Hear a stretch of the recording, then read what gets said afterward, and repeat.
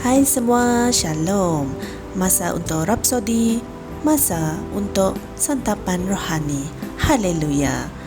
Pada hari ini 18 September, Pastor Chris ingin berkongsikan sebuah mesej yang sungguh indah, iaitu yang bertajuk Ikutilah rencananya. Haleluya. Mari kita melihat ayat pembukaan kita di Amsal 16 ayat 25 yang berkata, ada jalan yang disangka lurus, tetapi hujungnya menuju maut. Amin.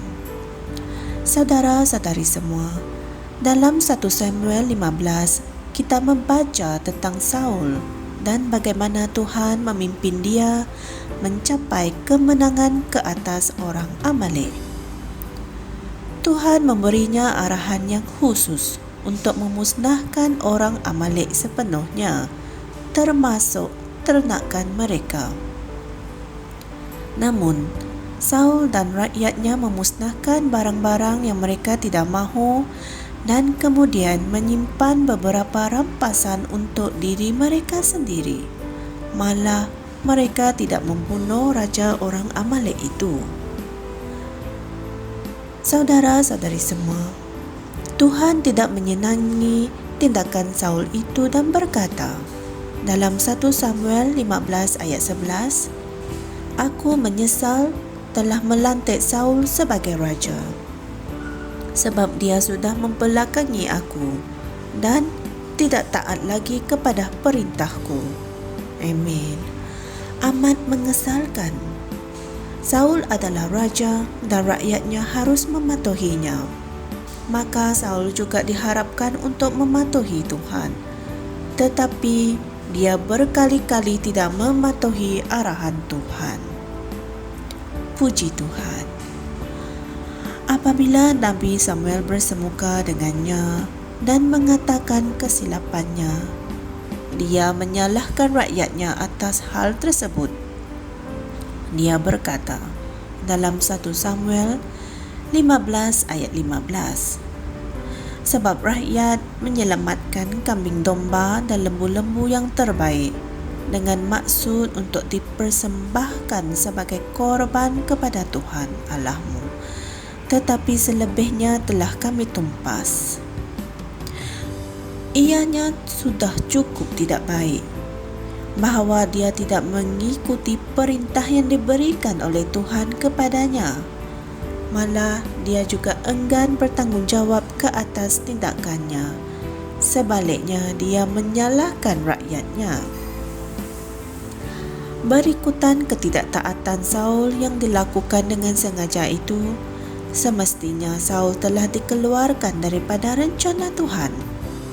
Selepas itu Alkitab berkata di dalam 1 Samuel 16 ayat 14, Roh Tuhan telah meninggalkan Saul, lalu suatu roh jahat mengganggu dia. Hendaklah kamu sentiasa mematuhi arahan Tuhan, ikutilah firman-Nya, rencananya dan bimbingannya. Haleluya. Sesetengah orang mengejar cita-cita yang tidak mempunyai kaitan dengan tujuan Tuhan untuk hidup mereka. Mereka tidak mematuhi bimbingan Roh Kudus. Saudara-saudari semua, jangan hidup seperti itu. Ikutilah apa yang Roh suruh kamu lakukan.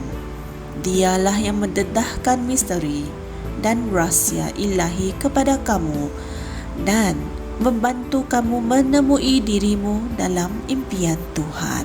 Puji Tuhan. Apa sahaja idea atau rancangan yang kamu miliki, pastikan ianya konsisten dengan firman-Nya, kehendaknya yang sempurna. Haleluya. Tunjukkanlah kepada ketuhanan dan bimbingan firman-Nya. Firman-Nya adalah terang, dan jika kamu mengikuti dia di dalam firman, maka kamu tidak akan berjalan dalam kegelapan, tetapi kamu akan mempunyai terang kehidupan. Haleluya. Kamu akan dipenuhi dengan pengetahuan tentang kehendaknya dalam segala hikmat dan pengertian rohani. Puji Tuhan. Saudara-saudari semua, mari kita sama-sama membuat pengakuan ini. Aku menyerahkan diriku sepenuhnya kepada bimbingan Roh Kudus dan firman-Nya. Kerana firman-Nya adalah pelita bagi kakiku dan terang bagi jalanku, yang dengannya Dia menuntun aku ke jalan kejayaan, kemenangan dan sukacita yang tidak terhingga. Haleluya. Sebagai renungan tambahan, Anda boleh merujuk di Alkitab Mazmur 119 ayat 105, Efesus 2 ayat 10, Kitab Terjemahan Amplified Classic, dan Yeremia 7 ayat 23. Haleluya, puji Tuhan. Jangan lupa kongsikan firman Tuhan ini kepada semua dengan menekan butang like, share dan subscribe di YouTube channel TNI Asia 4. Jumpa lagi esok. Tuhan memberkati. Shalom.